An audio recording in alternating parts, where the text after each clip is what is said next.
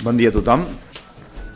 Comencem aquesta compareixença per donar compte dels acords del Govern de la Generalitat d'avui, dia 28 de gener, i els assumptes que s'hi ha tractat. Abans de donar la paraula a la consellera Neus Munté, que els informarà dels assumptes relacionats amb el seu departament, els informaria molt breument de 3 qüestions. Ara els distribuirem la documentació. En primer lloc, doncs, de la incorporació de l'Ajuntament de Barcelona a l'Institut Ramon Llull. Això requereix, òbviament, la modificació dels estatuts perquè pugui ser possible. Hi haurà també, malauradament, doncs, la desvinculació de la comunitat de les Illes Balears. És la decisió que ells han pres i en qualsevol cas ens sembla que d'aquesta manera no ho compensa al 100%, és evident, tampoc és aquesta la intenció estricta, però el fet que hi hagi l'Ajuntament de Barcelona, que a més és la capital del nostre país i exerceix en aquest sentit de capital, doncs li pot donar un recorregut a les tasques que desenvolupa l'Institut Ramon Llull que pensem que és oportú. I això, com que requeria la modificació dels estatuts, doncs, i l'aprovació del govern, per això s'ha fet. En segon lloc, informar-los de la petició de dictamen al Consell de Garanties Estatutàries sobre 2 lleis aprovades per les Corts Espanyoles, diguem-ne, instàncies del govern espanyol, que són la llei de l'Arsal, que es diu així en llenguatge més col·loquial, que és la llei de racionalització i sostenibilitat de l'administració local, i la llei del sector elèctric. Entenem que aquestes 2 lleis, per als informes que nosaltres disposem, doncs vulneren les competències de la Generalitat de Catalunya. En el cas concret de l'Arsal, que n'hem estat parlant a fons avui en el govern, i haurem d'acompanyar a més una estratègia política conjunta, i aquest és el propòsit, amb les institucions locals, amb l'administració local. És una llei que realment, diguem-ne, altera la distribució de competències. És exemple, en aquest sentit, mal exemple, està clar, del que és una autèntica reforma de la Constitució encoberta, i que a més doncs, pot tenir com a conseqüència d'aplicar-se a tot ella una alteració en la prestació dels nostres serveis públics, tant de l'administració de la Generalitat com de les administracions locals, molt rellevant. A vegades aquest tipus de lleis tenen una perspectiva en relació a la ciutadania que sembla que hi quedin lluny, però les conseqüències immediates que pot acabar tenint el seu desenvolupament i el seu desplegament pot ser ja no només una qüestió de debat competencial, sinó una afectació en un sentit clarament negatiu del que és la prestació de serveis públics molt bàsics, per exemple relacionats amb els serveis socials, relacionats amb l'àmbit educatiu o fins i tot en alguns casos amb qüestions vinculades amb l'àmbit sanitari. Per tant, veurem què hi diu sobre la qüestió el Consell de Garanties Estatutàries, que en qualsevol cas és el pas previ per després, com saben, interposar un recurs al Tribunal Constitucional, però el que els avanço és que en aquest cas concret d'aquesta llei que afecta el món local i a la Generalitat de Catalunya no ho deixarem només amb un recurs davant del Tribunal Constitucional, sinó que farem tota una acció política i institucional, particularment perquè hi ha coses que simplement de la seva aplicació en pot derivar això que els deia, una alteració en la prestació dels serveis públics i, per tant, una afectació directa a la gent que en aquests moments, a més, seria encara més contraproduent. I, finalment, informar-los de la decisió del govern, de l'acord del govern, de designar la vicepresidenta Joana Ortega per presidir la Comissió Bilateral Generalitat-Estat. Els haig d'informar també que el senyor Duran Lleida volia ser present en el govern d'avui, però m'ha demanat que els traslladés, que per una indisposició d'una malaltia intestinal no greu, però que la té, no ha pogut ser-hi present.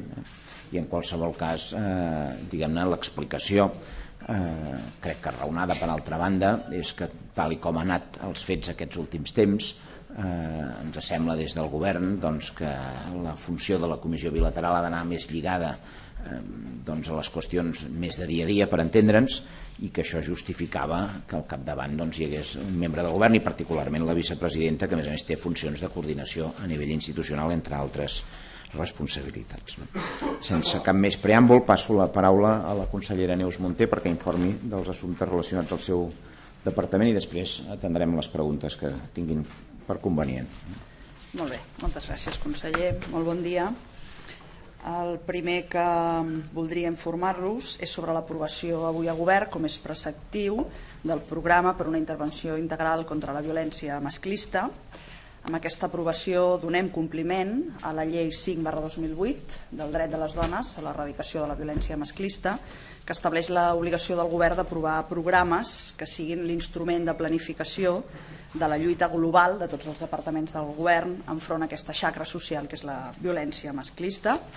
Parteix de l'avaluació de l'anterior pla, del pla preexistent, i també de l'avaluació de l'impacte social que ha tingut aquesta llei del Parlament de Catalunya.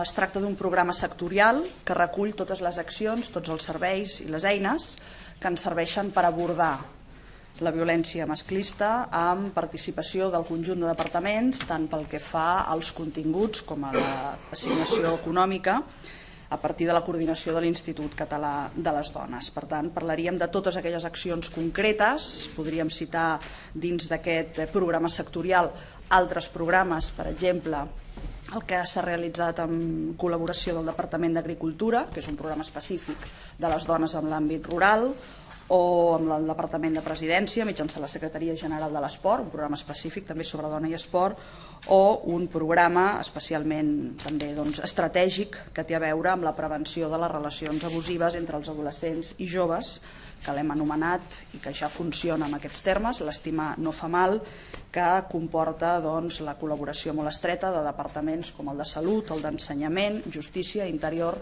i, per descomptat, Benestar Social i Família. Són 3 les grans línies estratègiques d'aquest programa.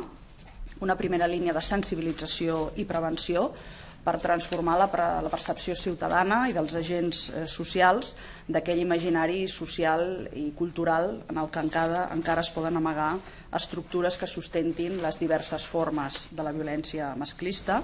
Aquest programa Estimar no fa mal seria un exemple d'aquesta voluntat d'incidir en l'àmbit de la sensibilització i de la prevenció.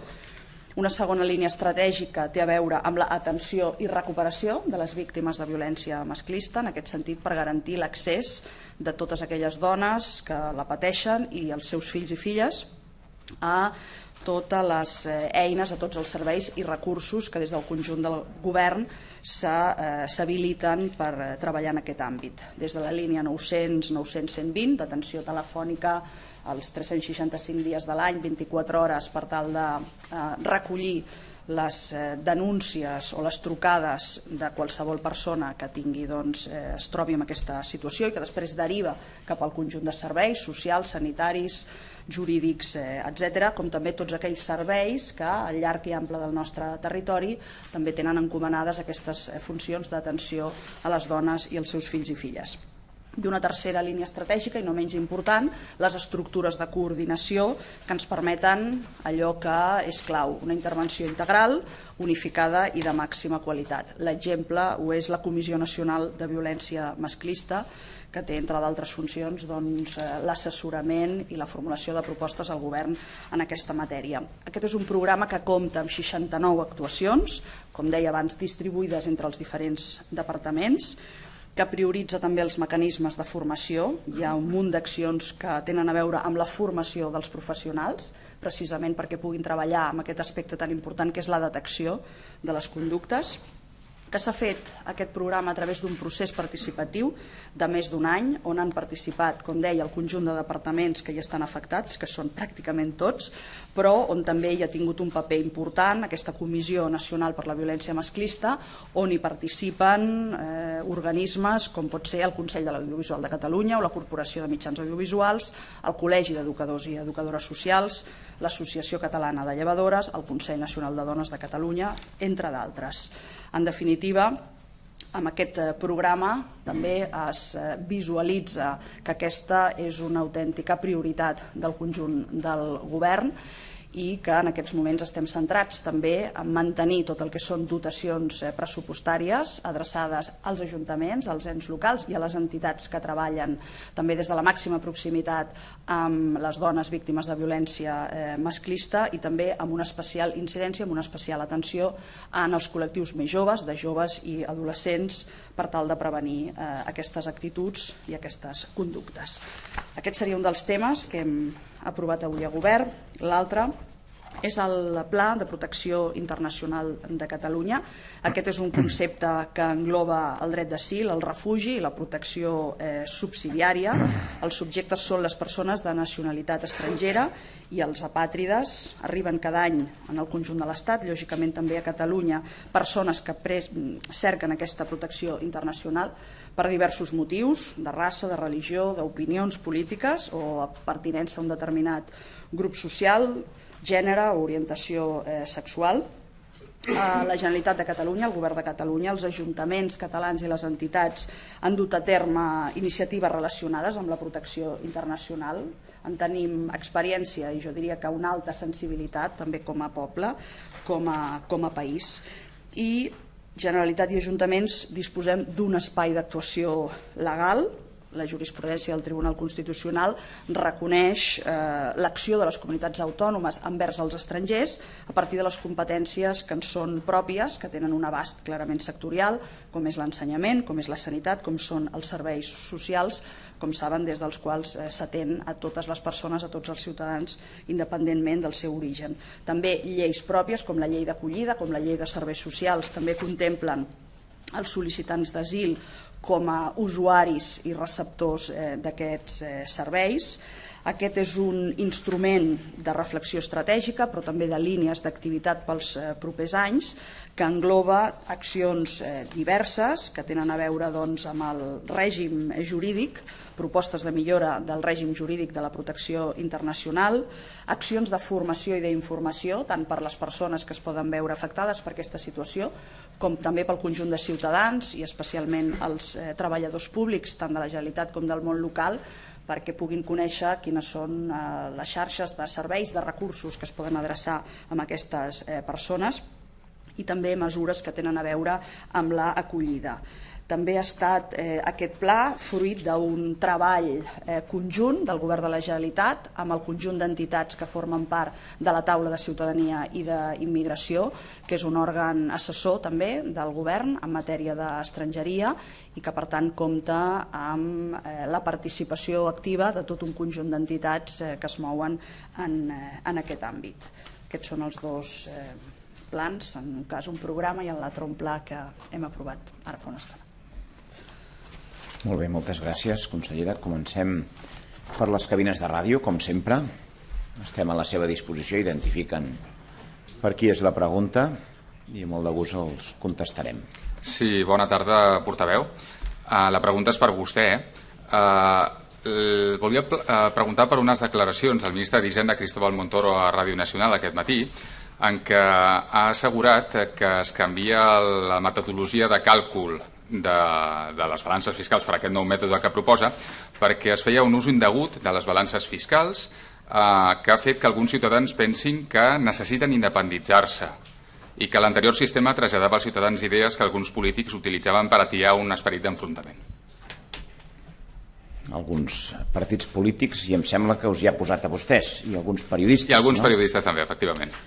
Doncs Déu-n'hi-do, diguem-ne, costa de creure que aquestes siguin les paraules d'un ministre que diu que les dades que ha difós fins ara eren correctes, però que es deixaran de difondre perquè a criteri seu, partits i periodistes en fan un mal ús. Això realment, diguem-ne, costa molt d'entendre, no? Jo crec que això és clarament una utilització partidista d'una informació que el Ministeri i el ministre té l'obligació de donar, d'acord amb una resolució de les Corts Generals espanyoles, i a més, diguem-ne, crec que si alguna cosa, sincerament, doncs no ajuda a allò que el mateix ministre deia, a racionalitzar el debat i l'aproximació diguem-ne a la pròpia realitat doncs és negar informació, és censurar informació i és no ser transparent amb allò que a més, per cert, el govern espanyol hi estava compromès. Costa molt d'entendre que aquesta sigui la posició i encara costa més d'entendre l'argumentació que avui ha donat el senyor Montoro. Realment, diguem-ne, jo crec, jo el que emplaço és que això sigui rectificat per al propi president del govern espanyol, que compleixin els compromisos que tenen adquirits i que a més tinguin, com els diria jo, que tinguin la decència de no argumentar-ho d'aquesta manera. Cap altre argument segurament no el deuen haver sabut trobar, seria vàlid, perquè hi ha un compromís i perquè s'ha fet, però és que a més dir que com que la utilització d'unes dades per part de partits polítics i periodistes no m'agrada, doncs aleshores no la dono. Bueno, esclar, fa una mica d'angúnia això com a argument, perquè si a cada cosa que no els agrada no deixen que s'expressi, doncs ja es poden imaginar cap a quin camí ens endinsarem, no? Que realment és per preocupar-se, sobretot la base argumental, a part de la decisió mateixa, no?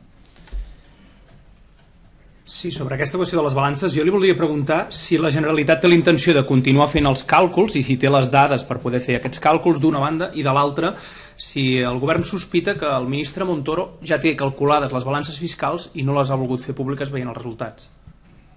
Bé, aquesta podria ser una sospita perquè, a més, com que no és la primera vegada que es calculen les balances i els fets estructurals és evident que no han canviat, doncs seria senzill arribar a aquesta conclusió, però no ho sé si és el cas, no ho sé. Però en qualsevol cas, en relació a la primera de les dues preguntes que em feia, és que, nosaltres com a govern, per calcular les balances fiscals, hi ha una part de la informació que òbviament la tenim, que és en relació al que passa a Catalunya, però hi ha una part d'informació que l'ha de facilitar el Ministeri d'Hisenda. I aleshores no deixa de ser també una novetat que no només no les volen calcular i difondre aquestes balances fiscals en contra dels seus propis compromisos i del que emanen les Corts espanyoles amb un argument que, reitero, és absolutament, diguem-ne, sorprenent i preocupant, diguem-ho també, i preocupant, i a sobre de no voler-ho fer no faciliten avui per avui la informació necessària, no? Jo crec que el que ens convindria a tots és que això es difongués, que s'hi afegís tota mena de mètodes de càlcul, nosaltres ja saben que no hi tenim cap inconvenient, que això a més per anar bé doncs es fes amb aquella gent que ho ha vingut fent fins ara i per tant amb aquells acadèmics, amb aquella gent que ens puguin mereixer a tots una credibilitat científica per fer el càlcul, i que aquesta informació al final, precisament amb aquest objectiu que el mateix senyor Montoro expressava de racionalitzar el debat, segur que hi contribueix.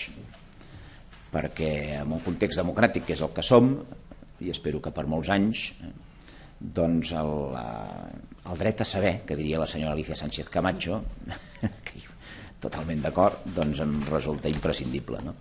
Ens resulta imprescindible, perquè si no tot seran especulacions, mals entesos, això que ara vostè em preguntava, sospites, que potser deuen tenir les dades calculades i no els hi quadren i no volen donar arguments. És que, esclar, això com a plantejament, diguem-ne, el que il·lustra d'una manera descarada és una utilització partidista interessada doncs del que són les pròpies institucions públiques, no? Imagini's que, diguem-ne, que ens dediquéssim des de la Generalitat de Catalunya a ocultar tota aquella informació que nosaltres calculem que pot ser, diguem-ne, utilitzada per l'oposició o per vostès, senyors periodistes, doncs per explicar les coses que passen. Escolti, coses que a més hi ha el compromís doncs, de fer-les públiques, no?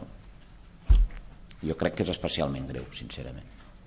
També li voldria demanar sobre les amenaces que ha fet el director del projecte Barcelona World als diputats en la compareixença que ha fet avui en comissió, que el projecte, si no s'aprova el projecte de llei que va impulsar el govern, podria anar a una altra banda de l'Estat. Voldria saber si el govern veu perill aquest projecte i amb quin suport espera comptar després que ahir mateix el líder d'Esquerra Republicana va mostrar recels amb aquesta rebaixa fiscal. Bueno, de recels n'hi ha en molts sentits i és lògic que hi siguin perquè això incorpora un element d'exigència. Jo no situaria l'expressió amenaces amb el que ha dit el senyor Adgerà, perquè crec que no és persona d'expressar-se en termes d'amenaces, aquí no s'amenaça ningú. En qualsevol cas sí que en el món global en el qual som, doncs les oportunitats és evident que o s'aprofiten o et passen de llarg. Jo em fa l'efecte que la percepció que ens anem configurant tots plegats d'aquestes compareixences és que el propi territori, que és el més directament afectat, doncs, tal com es va manifestar l'altre dia per part de diferents alcaldes, hi ha un interès evident en la creació de llocs de treball. Crec que el projecte, tal com també s'està veient, és molt més complet que la qüestió estricta diguem-ne del joc, que és un element, però que, diguem-ne, que per ell sol no justificaria aquest projecte. Em sembla que això vostès doncs, també ho han pogut comprovar i en aquestes compareixences s'ha pogut comprovar i a partir d'aquí doncs, ja es prendrà la decisió. Nosaltres el que ens esforçarem és a facilitar tota aquesta informació que se'ns ha anat demanant, que és el que estem fent, contrastar doncs, els punts de vista i evidentment apostar prioritàriament per allò que creiem que s'ha d'apostar en aquesta època, doncs, que és per la captació d'aquelles inversions que després ens poden crear llocs de treball, perquè el que hi ha en joc aquí, valgui l'expressió, diguem-ne és això, és la creació o no de llocs de treball. I per tant això s'ha de fer òbviament amb garanties, s'ha de fer amb uns condicionants que són els propis del país que som i volem ser, encara més, no? Però l'objectiu de captar inversió per crear llocs de treball i consolidar una oferta, en aquest cas doncs, turística, ens sembla que és com s'han d'enfocar les coses. Veurem quin és el desenllaç. No em faci anticipar decisions que encara no coneixem si s'han pres del tot o no.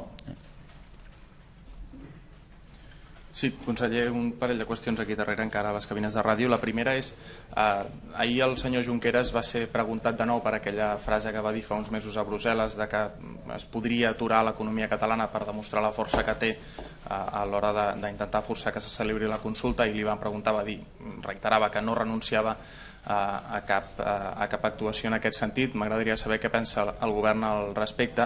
I després, encara sobre Esquerra Republicana, la setmana passada va demanar dictamen al Consell de Garanties Estatutàries sobre la reforma de les pensions que s'ha aprovat a Madrid, al Congrés dels Diputats. Si aquest dictamen diu que és inconstitucional, Esquerra pretén que el Parlament presenti un recurs. M'agradaria saber si el govern també hi seria partidari. Gràcies. Nosaltres tenim per norma que quan hi ha un dictamen del Consell de Garanties Estatutàries actuar en conseqüència si hi ha vulneració des del punt de vista competencial. Em sembla que això ho hem fet sempre i així ho continuarem fent. Aquesta és una posició que hem vingut defensant. Això no era sempre així en altres moments, però el govern actual sempre ho ha situat, diguem-ne, com un modus operandi, per entendre'ns. I respecte a la primera de les dues preguntes, jo no puc afegir res més del que ja vaig dir en el seu moment, i a més com que em consta que aquest tipus de comentaris estan dits en un context, jo tampoc ara podria calibrar amb precisió tot aquest context i reitero el que vaig dir en el seu moment.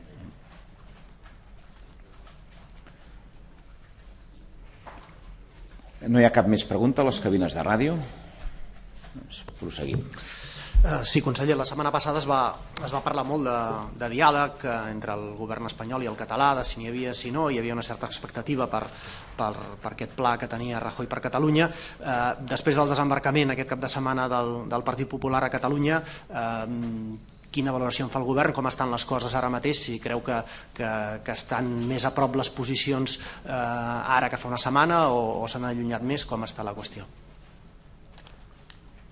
Diguem-ne, si l'anunciat pla Rajoy consisteix en dir que no a tot, consisteix en insultar la intel·ligència del poble de Catalunya, comparant, diguem-ne, fent comparacions que són més que odioses, que són certament desafortunades i que n'esperem una rectificació, o consisteix en dir no publiquem les balances fiscals perquè no ens agrada com els periodistes i els partits polítics les utilitzen, doncs vaja, quin pla, no? Quina inquietud de pla, diguéssim, perquè és d'un tarannà i d'un estil que realment molt seductor. Molt seductor. Vaja, des de la perspectiva de Catalunya ja resulta evident, diguem-ne, la gran capacitat de seducció d'aquest pla. Això és el que se'ns ha comunicat. Jo no sé si aquesta era la intenció que tenien, però en qualsevol cas és el que ha sobresortit, no? Per tant, no crec que això ajudi, diguem-ne, a racionalitzar, utilitzo aquesta expressió perquè és la que utilitza avui el senyor Montoro, que ja m'està bé, a racionalitzar el debat que existeix i que, a més, en una societat democràtica, potser això també els deu inquietar, no ho sé, doncs és saludable que existeixi, perquè els punts de vista hi són també diversos, i a més s'han de garantir que es puguin expressar de la manera, diguem-ne, més natural i més argumentada possible. Això també és el que pretenem. Nosaltres sabem que no tenim la raó absoluta i així ho hem expressat sempre, no? I ho mantenim i no em fa pas angúnia reconèixer-ho, i probablement devem estar equivocats amb algunes apreciacions, però no ens passaria mai pel cap dir que com a conseqüència d'això, doncs, vaja, la informació no ha de ser coneguda, la gent no s'ha de poder expressar, el vot ha de ser una cosa prohibida i no a tot, que és una mica el que et queda com a conclusió d'aquest cap de setmana amb aquest desembarcament del Partit Popular a Catalunya, no? Ens queda de debò una certa inquietud i un cert mal gust de boca mentre almenys no es rectifiquin algunes declaracions que a sobre, a més, van ser molt desafortunades, sincerament. No val tot.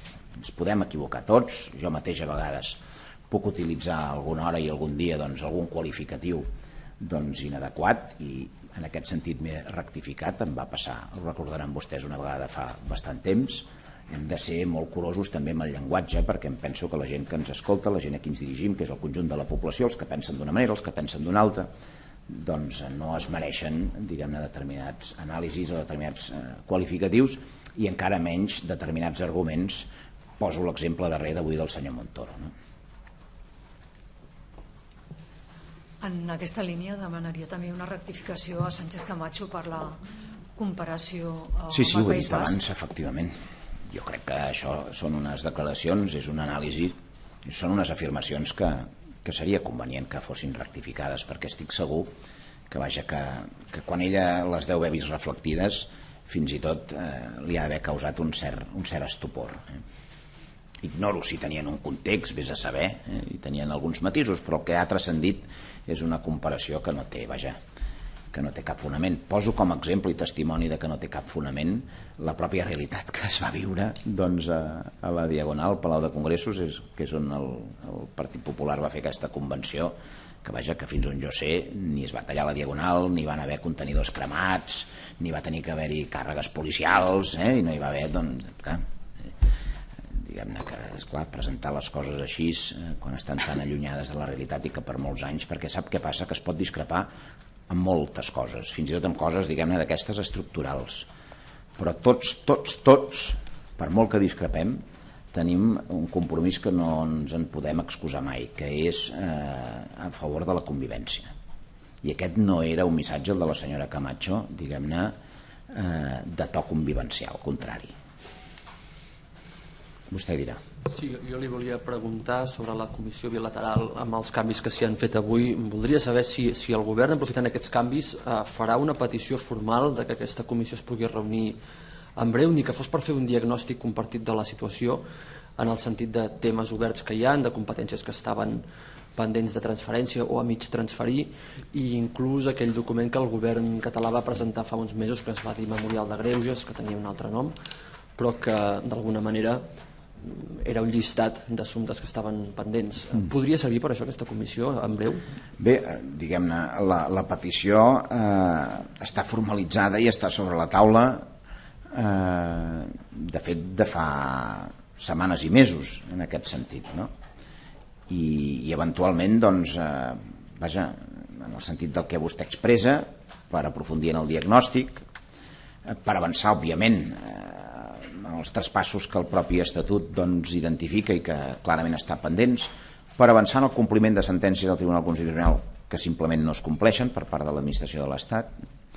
Doncs això està sobre la taula, diguem-ne, està proposat per la pròpia vicepresidenta en reiterades ocasions, la vicepresidenta del govern espanyol, i, bueno, escolti, doncs, quan s'hi avinguin ja ens ho faran saber. Jo aprofito la seva pregunta per, si vol vostè, reiterar-ho, però en qualsevol cas sobre la base del que ja tenim plantejat, i lamentablement, li confesso, no ens n'hem sortit, no ha estat possible doncs per aquesta negativa constant al govern espanyol,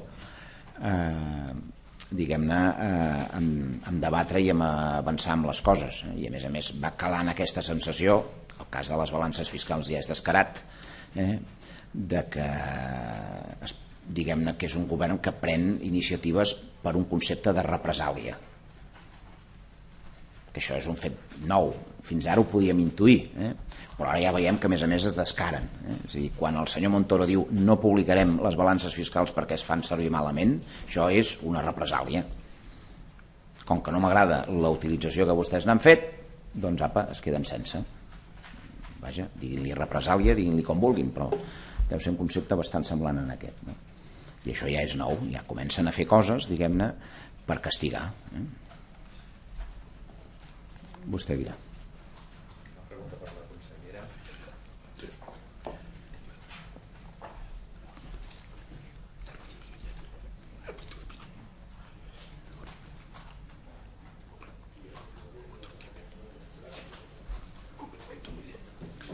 Sobre les pensions contributives, la Generalitat té un complement de 100 euros per les pensions no contributives que fa molt de temps que és el mateix, i en el moment actual de tanta gent que està passant penúries, no s'ha pensat en augmentar aquesta quantitat encara que sigui mínimament, perquè ja dic, no s'ha augmentat en els darrers anys, i més, per exemple, a Extremadura aquest complement ja és de 200 euros des de l'any passat. Sí, partim de situacions diferents si comparem amb altres comunitats autònomes. Catalunya va fer en el seu moment l'aposta de complementar unes pensions efectivament baixes per la via d'aquest complement, perquè entenem que es tracta d'un recurs, en aquest cas d'una prestació, d'un complement a una prestació absolutament necessària. No cal que li digui el sobreesforç que fem en tots aquells àmbits que complementen, aquest no és l'únic, prestacions que provenen directament de l'Estat, de l'àmbit de la seguretat social, i per tant aquest és un tema que està sobre la taula, però que hi ha enormes dificultats per incrementar aquesta quantia. De la mateixa manera que vostè situa l'exemple d'Extremadura, hi ha altres comunitats autònomes on en canvi aquest complement té una quantia més baixa, i el que fem amb el conjunt de prestacions, tant aquelles que responen a les nostres pròpies competències i per tant obeeixen als diferents departaments i a les diferents prestacions, com aquelles que complementen les estatals. Com vostè sap, estem treballant també amb un mapa de prestacions per conèixer quina és la cobertura global, no només observada des d'un únic aspecte, sinó global, sobre les persones, en aquest cas en situació de major vulnerabilitat. Som conscients que les persones pensionistes són un d'aquests col·lectius fortament afectats per la crisi i per la pobresa, i també aquest és el nostre capteniment també referent, per exemple, a la reforma de les pensions que té plantejat el govern de l'Estat, que considerem que ho ataca d'una manera injusta i que no té en compte l'element redistributiu que en tot moment han representat sempre aquesta figura de les pensions. ¿Alguna pregunta més? Sí, portavoz.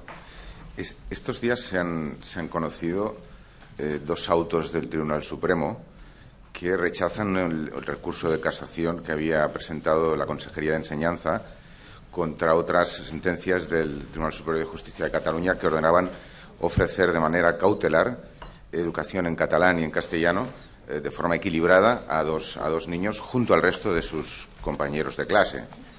El auto es muy claro y ordena que las medidas cautelares, son cautelares, que se tomen de medidas. Quina és la pregunta exactament, perquè l'auto ja el coneixem.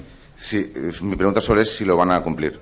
Nosaltres, ja sap, complim sempre amb les lleis, complim amb les sentències i, òbviament, en aquest cas no farem una excepció. I vostè coneix quin és el marc normatiu que ens obliga el govern de la Generalitat en relació a l'educació en el nostre país, i en aquest sentit procurarem donar-li curs com ho procurem fer-lo sempre. Què més? Sí, jo volia preguntar una sèrie de detalls que s'han produït en els últims dies, com ara és aquesta trobada que hi va haver-hi a Fonteta, en el Baix Empordà, on predominaven persones de Convergència i d'Unió i del Partit Popular, i després, per altra part, la desunió que hi ha hagut en quan no ha estat possible fer una llista per part de Convergència i Unió, Esquerra Republicana, Iniciativa per Catalunya Verds, Esquerra Unida i Alternativa, de cara a les eleccions al Parlament Europeu. Li dic que són gestos i, per tant, sí que m'agradaria una opinió per part del govern si en aquests moments, la pregunta seria la següent, si en aquests moments hi ha algun canvi, algun tipus de canvi de tendència entre la relació de Convergència i Unió i Esquerra Republicana de Catalunya després de l'aprovació del pressupost 2014. Gràcies. No, en absolut. No li puc afegir res més. La pregunta és molt clara i la resposta també. Ja, però com hi ha hagut aquests detalls, doncs sí que voldria que ens comentés aquest parell de detalls. Un d'ells, que evidentment no és un detall, perquè hi havia un anunci per part dels grups polítics de que hi havia la possibilitat d'anar junts a les eleccions al Parlament Europeu, i l'altre, doncs, el detall amical de cap de setmana, en fi, amb un altre tarannà i amb un altre to, però sí que hi va haver-hi, doncs, una trobada entre personalitats destacades de Convergència, entre d'altres consellers, i el Partit Popular, entre d'altres ministres. Per tant, una trobada informal en quant al format, però vaja, amb ganes de que vostè la comenti, i sobretot el tema de les eleccions al Parlament Europeu. Ja m'ha dit que no hi havia cap canvi de tendència entre Convergència i Esquerra. La pregunta és molt clara. Per tant, l'altre ho passem en el capítol d'anècdotes, on ho podem inquibir el tema de les eleccions al Parlament Europeu, que no vagin junts. I també, si m'hi afegeix el de Fonteta, també... La trobada, igual que qualsevol trobada social, vaja, cadascú que ho col·loqui on vulgui, però jo diria que aquest tipus de trobades, els que hi hem participat sabem que difícilment, diguem-ne, poden passar de l'anècdota, del terreny de la bona educació i de la cortesia. Les decisions no es prenen en funció d'aquestes trobades. Ja s'ho pot imaginar i ho sap tothom, això, no? I sobre la decisió, el desenllaç, vaja, del tema de les eleccions europees, jo sempre he comentat que això era més un tema de partits que de comentari del portaveu del govern. Doncs miri, ja saben que n'hi havia alguns que n'eren partidaris, això no ha estat possible, però, diguem-ne, així com hi havia coses, com per exemple l'acord que es va produir el 12 de desembre de l'any passat, fa un mes i una mica més, doncs que eren imprescindibles, eren, diguem-ne, condició sine qua non per prosseguir el procés en el qual estem immersos per mandat del poble de Catalunya, doncs n'hi ha d'altres que eren més de caràcter opcional, que alguns pensàvem que podien ser interessants, però que vaja, que si no sabrem trobar alternatives. Hi ha hagut una proposta en aquest sentit per part del president, crec que és una proposta, creiem, vaja, que és fàcil d'assumir, perquè a última hora es tracta d'interioritzar allò que diferents formacions polítiques ja han subscrit, i per tant, vaja, doncs miri, si vostè em demana si hi ha canvis de tendència, no, perquè la tendència és la mateixa, i em sembla que a la roda de premsa avui, amb la posició que he fixat com a govern respecte a la convenció del Partit Popular, les declaracions del senyor Montoro, les decisions que malauradament ens toca prendre d'interposar recursos davant del Tribunal Constitucional, etc., doncs què vol que li digui? Malauradament, ja li ho dic així, estem on érem. Hi havia, per part d'algú, suposo, i així es va presentar una expectativa en relació a aquest cap de setmana per la convenció del PP de que se'ns presentés un pla, i bueno, i més aviat sembla un plat a la cara, això, a tots plegats, no? Sí, precisament respecte a això, després de la negativa de Mariano Rajoy a dialogar sobre la consulta, m'agradaria saber si el govern veu encara més difícil que abans aquesta negociació per arribar a una consulta pactada. No, és difícil, no. És difícil, vaja, ens la presenten com impossible, no? Llavors entenc que tampoc per part del president de la Generalitat s'ha enviat un altre nou missatge de voluntat de diàleg amb el president espanyol, vista l'actitud del govern espanyol. Què vol dir? Entre dissabte i avui que som dimarts? Sí, hi ha hagut que li digui? Un nou missatge d'insistència per aconseguir aquest diàleg que sembla impossible. El missatge és permanent.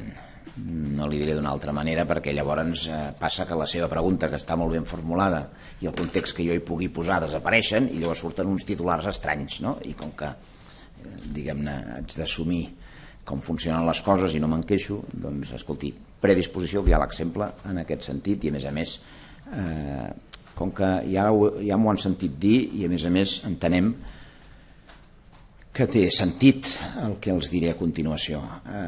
Aquesta posició de no permanent, diguem-ne, pot tenir una situació, allò que se'n diu conjuntural, és a dir, ara pot ser així, però no és sostenible en el temps. I a més el Partit Popular, diguem-ne, d'una manera o una altra, amb el seu estil, que no compartim, en el debat ja hi ha entrat, perquè el debat hi és, perquè els fets ocorreguts són els que són, perquè és contínua, diguem-ne, l'agressió al marc competencial que tenim atribuït per la Constitució, per cert, no? Perquè són continus els atacs als nostres signes d'identitat, permanents, no? I perquè, vaja, perquè a més ara ja s'han llançat amb una línia argumental que és un gran despropòsit, que és que com que això s'utilitza malament, doncs aleshores es comencen a prohibir coses i a prendre represàlies, no? Aquesta és la situació. Ja ens agradaria que fos diferent, però crec que aquesta és una situació que no és sostenible en el temps. És a dir, aquesta posició tan dura, tan negativa a tot, que no hi ha, vaja, ni tan sols un pla raonable que pugui ser avaluat per ningú en relació a Catalunya, que no és això sostenible en el temps. Davant d'un plantejament que té una arrel democràtica, que té una fonamentació que s'hi pot no estar d'acord, però que és raonable la fonamentació que té, davant d'un prec, per exemple, en el cas del que parlàvem abans de la publicació de les balances fiscals, que és que això ho reivindica absolutament tothom, perquè tothom entén que la informació racionalitzaria, paraules del senyor Montoro, doncs el propi debat, és a dir, no poden estar tancats com una closca, diguem-ne, de manera perpètua. Per tant, ja es veurà, i en aquest sentit, davant d'aquesta anàlisi, el que farà el govern i el propi president doncs és estar molt atent amb que quan s'obri una petita possibilitat, encara que sigui petita, de diàleg, aprofitar-la. Les aprofitarem totes, ja s'ho pot imaginar. Què més? Alguna cosa més? Sí. Digui. Jo volia fer-li dues preguntes a vostè i després a la consellera també. La primera pregunta és a què es deu el canvi de la senyora Joana Ortega per al senyor Duran Lleida? L'ho ha demanat el senyor Lleida? És una idea... L'he explicat abans. No l'he escoltat. Doncs és el que he dit abans. D'acord. Segona, vaig veure que... Vaja, si vol li repeteixo per això, no la deixaria aquí plantada. Vostè mateix. Home, no. Bueno, el que he explicat abans, perquè diguem-ne, s'ha arribat a la conclusió que per allò que es podria tocar, donades les circumstàncies en relació a la comissió bilateral, doncs valia la pena que la liderés, que l'agafés, qui de fet té una funció molt principal de coordinació del govern, que és la vicepresidenta del govern mateix, i aquest era una mica el plantejament, la suggerència que també el mateix senyor Duran havia fet, que avui li hagués agradat, he dit abans també i ho reitero, ser present en aquesta reunió del govern, com en alguna altra ocasió havia fet, per posar de manifest la normalitat, diguem-ne, d'aquest plantejament, fruit d'aquests raonaments que li dic, però no ha pogut ser així per raó de la seva indisposició intestinal, que no és, vaja, que no és greu, però que no és, diguem-ne, que és una afecció notable pel que tinc entès. Sí, la segona pregunta... Que es millori. Esperem que es millori, sí. Sisplau, home, com... Sí, tothom.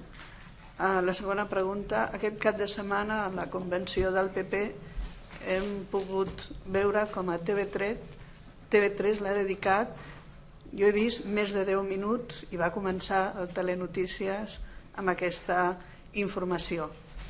Esperaven vostès alguna reacció bona per part del senyor Rajoy o per contrari no l'esperaven i era una manera de dir-li als ciutadans de Catalunya el que estava en la postura del PP? I després li faré... Sincerament no sé què espera que li contesti, diguéssim, sobre el minutatge de TV3 dedicat a aquesta convenció. Sincerament no ho vaig veure, ho vaig veure, si m'hagués seguit. I això que no hi era al dinar, No, estava a la Fira de l'Oli de Móra la Nova, que per cert li recomano a més a més emfàticament, no perquè d'altres productors d'oli no facin bé el seu producte, clar, ara m'han d'allò, doncs que es consumeixi oli fet a Catalunya, perquè és extraordinari. Reitero, el que es fa a altres llocs també és molt bo, però vaja, em vaig comprometre amb els de la Fira de l'Oli de Móra la Nova de reivindicar l'oli fet a Catalunya, no? Sense contraposar-lo amb l'altre, que també és molt bo. Ho dic perquè els titulars no cal que siguin, diguem-ne, tallats necessàriament, perquè es pot reivindicar una cosa sense posar-la en contra d'una altra, simplement doncs posant-la en valor. I com que a més vaig tenir l'oportunitat de tastar molts olis diferents amb tots els estants, que és una cosa que vaja, tan plena d'energia, doncs ja està. Per tant, no vaig poder veure els informatius que vostè esmenta, i jo suposo que el criteri devia ser el que utilitzen sempre, que és un criteri informatiu, i tinc la sensació que aquesta convenció del Partit Popular va ser obertura a tothom i a tot arreu. Diria, em fa l'efecte, m'estranyaria que no hagués sigut així, no ho sé què van fer altres cadenes de televisió, però vaja, una trobada d'aquestes característiques és un fet noticiable pel que veig per tothom. Jo no em toca de totes maneres anar més enllà, em fa l'efecte. Sí, per vostè, consellera. Amb aquests programes que vostè ha dit del tema maclista i tal, amb quin pressupost ha de tenir els programes? Dos. La segona és sobre el tema de pujar, que tenen sobre la taula el tema de pujar als 100 euros. La posada a la taula és per aquest any o és per a l'any que ve? Com es contempla? No, crec que la segona pregunta no l'he entès. Quan parla dels 100 euros... Li ha preguntat al company sobre el tema... En relació a l'anterior, disculpi, ja l'he entès llavors. Pel que fa al que seria el pressupost global de la lluita contra la violència masclista, com li deia, aquest és un programa integral del conjunt del govern. Jo no li puc donar la xifra exacta en aquests moments, però són totes les partides que els diferents departaments, salut, ensenyament i interior, d'una manera notable, benestar social i família, amb tota la vessant, diguem-ne, de la Direcció General de Joventut i també de l'Institut Català de les Dones, adreça en els programes, en el conjunt de 69 programes que estan llistats en aquest programa. Jo el que he fet, sí, referència expressa, és que, per exemple, en relació a l'any 2013 no ha davallat el pressupost que des del Departament de Benestar Social i Família s'adreça al conjunt d'ajuntaments via contracte programa, que és l'eina que tenim de cofinançament dels programes socials en l'àmbit municipal i supramunicipal. Pel que fa a la lluita contra la violència masclista, tampoc les subvencions a les entitats, perquè el que hem fet és prioritzar precisament aquelles entitats que han presentat projectes que tenen una incidència directa sobre aquesta violència masclista.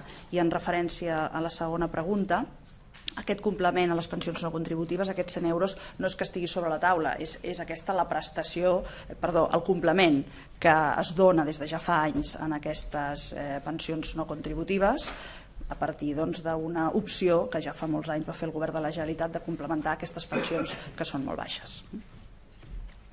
Ho deixem aquí? Conseller, una cosa curteta, un aclariment, perdona, un momentet. El tema de la bilateral és que, si ho he entès bé, el govern per tant esperarà que sigui el govern espanyol que la convoqui, no prendrà la iniciativa? La iniciativa ja l'hem pres, jo ho puc explicar manta vegades, però quan ja l'has pres la iniciativa de manera reiterada, vostès em diuen, i ho tornaran a reiterar, els cops que faci falta. M'entenc que ho he dit, perquè la iniciativa està presa. Estem en això.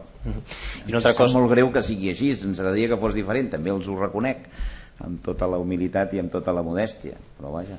I una altra qüestió, després de la convenció del PP i de la negativa que ha expressat el president del govern espanyol, Mariano Rajoy, el govern ara té més pressa per accelerar el tema de la ponència de la llei de consultes com a plan B? Això és una decisió que li toca al Parlament i que, a més, jo tinc la sensació que la majoria parlamentària el que tindrà en compte és un acord polític en el qual ha participat el govern, que incorpora una data, i a partir d'aquí vostè pot fer les càbales que vulgui, i com que estem dins d'aquests terminis no hi ha més. Ara la prioritat de totes maneres és el debat que s'haurà de produir en el Congrés, que és l'ordre que va establir el Parlament, i que més enllà de que les posicions vinguin molt prefixades, jo crec que hauria de ser una oportunitat, diguem-ne, per tots plegats per asserenar el debat i per escoltar quins arguments hi ha més enllà dels que coneixem. I per cas del govern espanyol, que és un no a tot, que no té massa recorregut, no? Però ho veurem això en les properes setmanes o mesos, quan s'escaigui. L'última, vinga.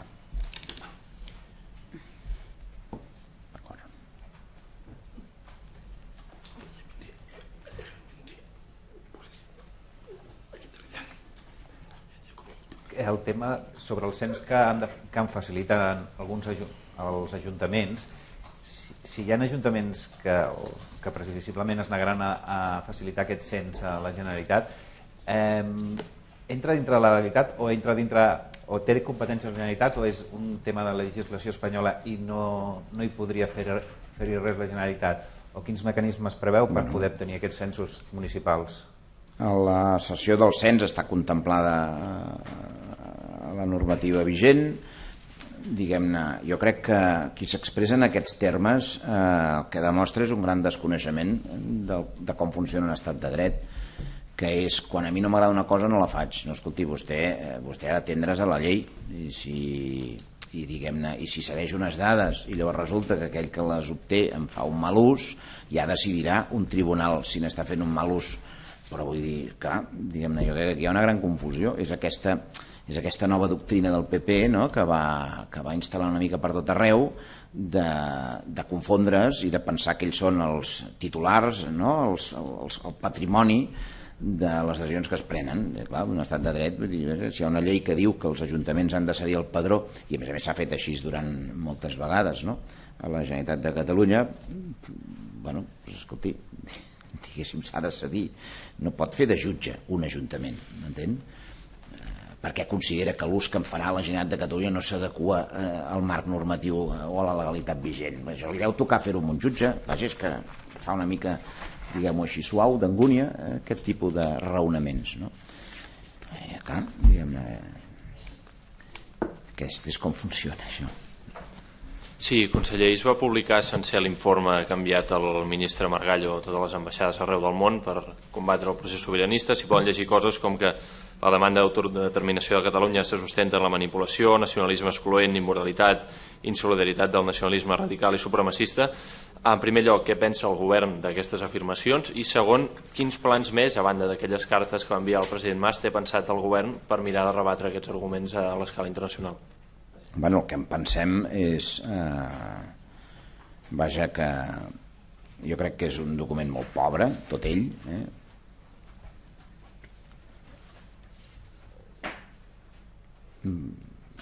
si podíem haver esforçat una mica més, n'esperàvem alguna cosa més, fins i tot, vaja, si se'm donés l'oportunitat els hi podria fer alguna suggerència, no? I després nosaltres anirem continuant amb la nostra acció que tenim prevista. Si em permet una referència personal, que per altra banda en aquest cas correspondria, doncs miri, el divendres mateix diguem-ne faré una conferència a Toulouse en el marc de Sciences Po, doncs per explicar el que està passant a Catalunya, el que estem plantejant, el per què volem votar, d'on venim, quins són els raonaments d'això. Hi haurà altres participants també. Vol dir que nosaltres anirem seguint en aquest sentit doncs, el que tenim programat.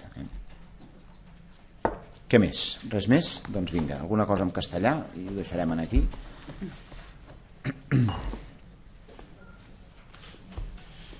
Sí, el tema de Durán, que ahora ya no esté presidiendo esa comisión. Bueno, pues en vistas un poco de la convicción que tenemos en el propio gobierno y a partir también de la propia sugerencia del señor Durán, pues pensamos... ¿Vuelvo a empezar? Bueno, no pasa nada, puedo volver a empezar, ¿no? Ya está. Tengo prisa, pero aún un minuto me queda, ¿no?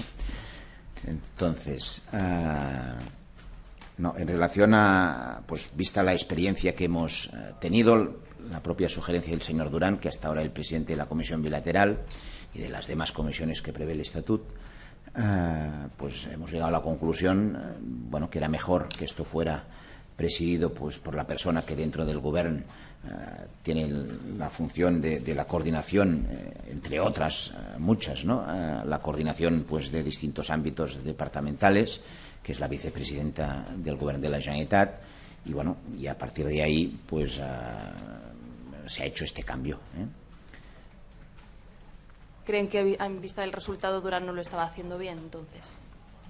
Hombre, el problema en relación a la comisión bilateral no es precisamente el señor Durán, me va usted a permitir, porque planteamientos, voluntad de diálogo, vamos, a todos se nos pueden reprochar muchas cosas, pero seguro que no al señor Durán esta actitud, como tampoco al Govern de la Generalitat.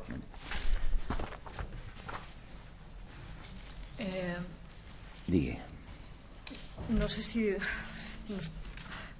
Yo creo que es imposible que nos haga una respuesta tan completa como la ha hecho en castellano, hablando de las comparaciones odiosas en catalán, que ha habido sobre las balanzas fiscales y sobre... Bueno, pues cójanla en catalán. No, le quería, pero la petición ha habido a Mariano Rajoy que rectifique y que sí que haga públicas las balanzas fiscales.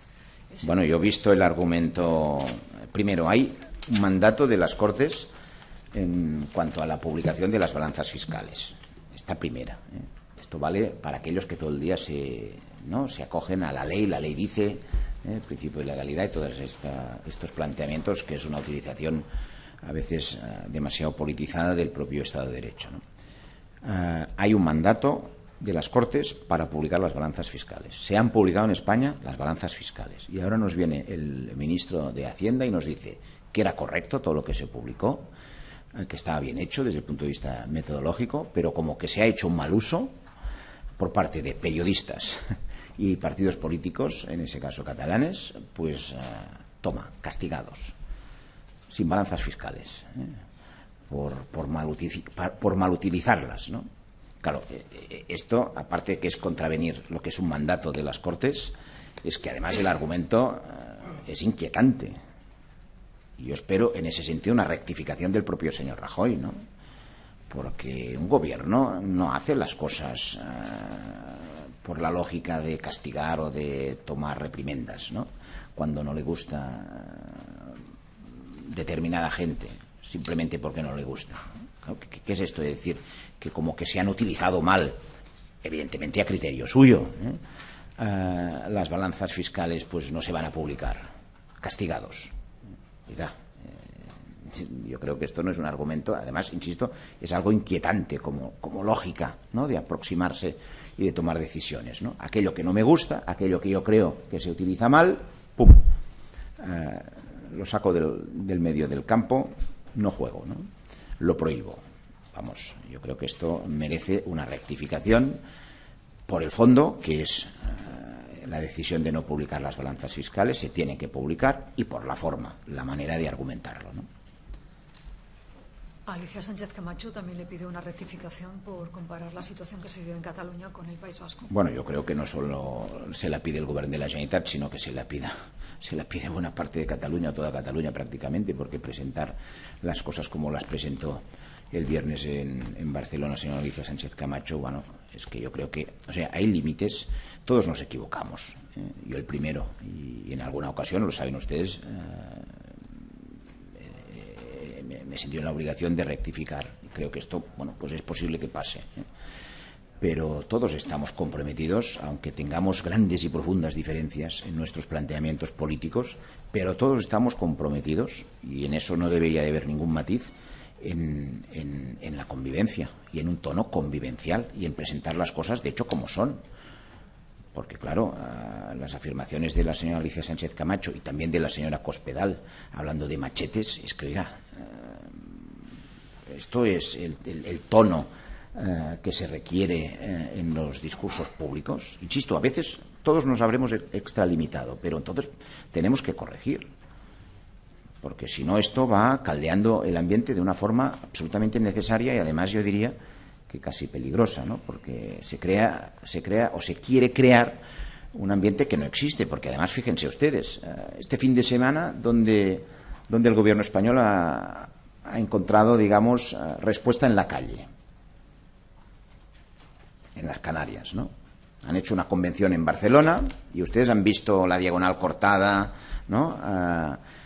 Cargas policiales, un lío de tensión, que es el relato que intentan hacer, ¿no? Pues oiga, cuando las cosas están tan lejos de la realidad, aparte de que es insensato, digamos, hacer este tipo de análisis y este tipo de reflexiones, yo creo que es un error. Creo sinceramente, inclusive, que la señora Alicia Sánchez Camacho, cuando lo vio proyectado en la prensa, se debió de arrepentir, porque si no, vamos, yo la conozco, creo que debe de ser de esta forma, porque igual el contexto, esto tenía un sentido algo distinto, pero cuando te pasa eso, y a mí me ha pasado en alguna ocasión, se tiene que rectificar. Sí, me gustaría la idea del plan, no plan de Rajoy, que ha dicho que si es un plato a la cara y que insulta a la inteligencia del pueblo de Cataluña. Bueno, aquí se esperaba, ¿no? Porque fue anunciado así, o al menos se entendió así, el plan de Rajoy para Cataluña este sábado, y luego resulta que el plan de Rajoy consiste en no a todo, consiste en que se toman represalias cuando las cosas no gustan, caso del argumento para no publicar las balanzas fiscales, y además, se utilizan argumentos que son un insulto al conjunto de la población de Cataluña, ¿no? Yo diría que también del conjunto de España, ¿no? Entonces, cuando esto, si esto es un plan, yo diría que es más próximo a un plato lanzado en la cara, más que un plan, para hacer así un poco la ironía, porque mejor cogérselo así que de otra forma, ¿no? Ante esta posición política del gobierno español, el señor Rajoy, si este es el plan, el no a todo, para sintetizarlo, ¿no? Y además con este tono que no racionaliza el debate, utilizando expresión del señor Montoro, pues esto no es sostenible en el tiempo. El gobierno español no se puede estar meses y meses con este tono y con este no mayúsculo a todo lo que se plantea desde Cataluña. Y menos cuando lo que se hace desde Cataluña es con una actitud, digamos, democrática, pacífica, totalmente, ¿no? Propositiva, como siempre lo hemos hecho. No se puede decir que no constantemente y a lo largo del tiempo de forma indefinida, ¿no? Desde este punto de vista, creemos que al final habrá pues algún tipo de posibilidad de encauzar las cosas de una forma distinta. Yo creo que esto en democràcia no me lo puedo imaginar de otra forma, ¿no? Ho deixem aquí? Alguna cosa més? Sí, conseller, a les cabines de ràdio una pregunta més en castellà, el tema de Barcelona World, la opción que decía de la posibilidad de que no se apruebe este proyecto de ley con la bajada de impuestos y la posibilidad de perder una oportunidad importante para Cataluña. Bueno, en primer lugar, lo que está sirviendo las comparecencias en el Parlamento de Cataluña pues es un poco pues para conocer mejor en qué consiste este proyecto. Este proyecto es evidente que no se reduce a un tema de juego, porque es mucho más que eso. De hecho, este es un proyecto que nos da la oportunidad en la provincia de Tarragona pues de crear ocupación. Creo que tenemos todos, y ahí el Gobierno de la Generalitat está comprometido, de hacer las cosas con garantías y de hacerlas bien hechas, pero que al fin y al cabo, cuando tienes oportunidades que te pasan por delante y que son para atraer una inversión y crear puestos de trabajo, pues tienes que actuar, tienes que intentar hacerlo. Así lo ven también los principales alcaldes de la zona, ¿no? Y así lo ve pues tanta y tanta gente que sabe que se pueden hacer bien las cosas, creemos que esto es así, pero que el objetivo principal, la obligación principal que tenemos todos es hacer apuestas por la creación de empleo y por la atracción de inversiones. Y sabemos que estas oportunidades o las aprovechas cuando te pasan, o si no, en un mundo globalizado, pues lógicamente se pueden desvanecer, ¿no? Gracias,